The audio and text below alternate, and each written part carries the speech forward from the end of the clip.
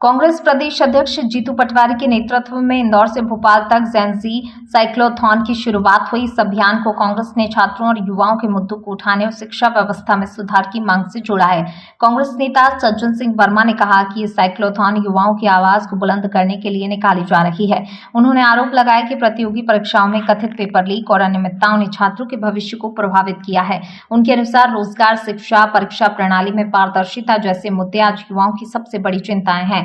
वहीं जीतू पटवारी ने कहा कि यात्रा छात्रों की गूंज अभियान की शुरुआत है। उन्होंने आरोप लगाया प्रदेश में शिक्षा और भर्ती प्रक्रियाओं को लेकर लगातार सवाल उठ रहे हैं, जिससे युवाओं का भरोसा कमजोर हुआ है। पटवारी ने कहा कि ये राजनीतिक यात्रा नहीं बल्कि शिक्षा को बचाने और छात्रों के हितों की रक्षा के लिए निकाली जा रही है। उन्होंने कहा कि शिक्षा समाज और राष्ट्र के विकास का आधार है, इसलिए इसमें पारदर्शिता और समान अवसर सुनिश्चित किए जाने चाहिए। साइक्लोथॉन के दौरान कांग्रेस नेता और कार्यकर्ता विभिन्न स्थानों पर युवाओं से संवाद कर शिक्षा, रोजगार और प्रतियोगी परीक्षाओं से जुड़े मुद्दों पर चर्चा करेंगे।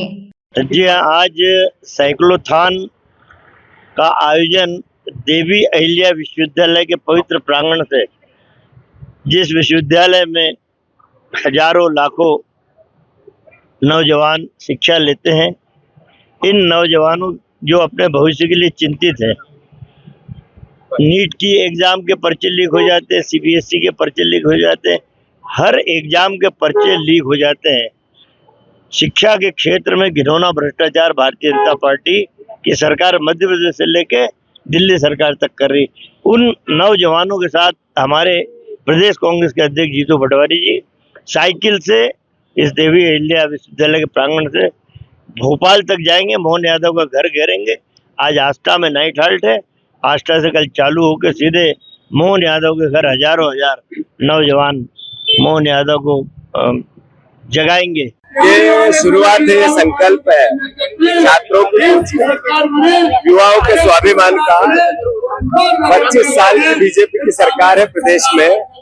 लगातार मध्य प्रदेश में एग्जाम माफिया, पेपर माफिया, जिस तरीके की नौकरियों में धांधली, जिस तरीके की शिक्षा के पदों में 50% की कमी, प्रोफेसर से लेके सारे लोगों की, ये चिंता का विषय है। जो अराजकता है मध्य प्रदेश में शिक्षा को लेकर, जो करप्शन है मध्य प्रदेश में शिक्षा को लेकर, जो बार बार एग्जाम्स में धांधली है, वो चाहे नीट की धांधली हो, चाहे अन्य अखबार।